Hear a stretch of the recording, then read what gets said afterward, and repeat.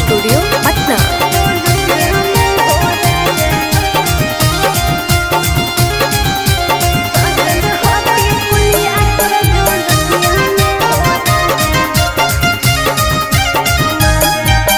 साटल हाटी पुलिया तोर जोलपिया में हो राजा, कौन छोड़ी टरक पर दिलक मजा। लागल हाटी सटवा में उठल लिया के दागा, कौन छोड़ी टरक पर दिलक मजा।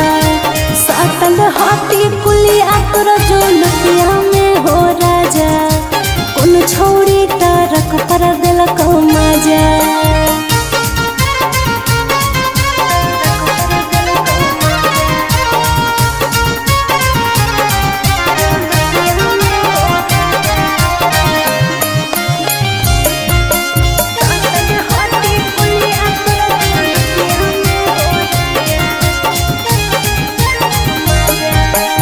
करा देला गाला के शिकारिया हो राजा, कौन छोड़ी टरक पर दिलक मजा।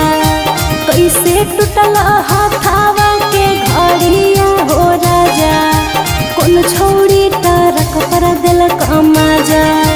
साटल हाटी पुलिया तोर जोलपिया में हो राजा, कौन छोड़ी टरक पर दिलक मजा।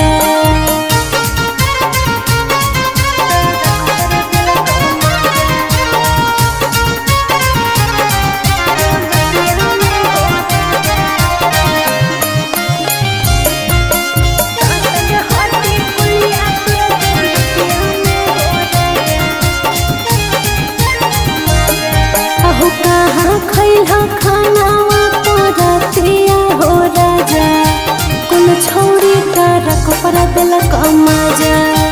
कहाँ भूलल लाला के गाँव मछिया चिंटू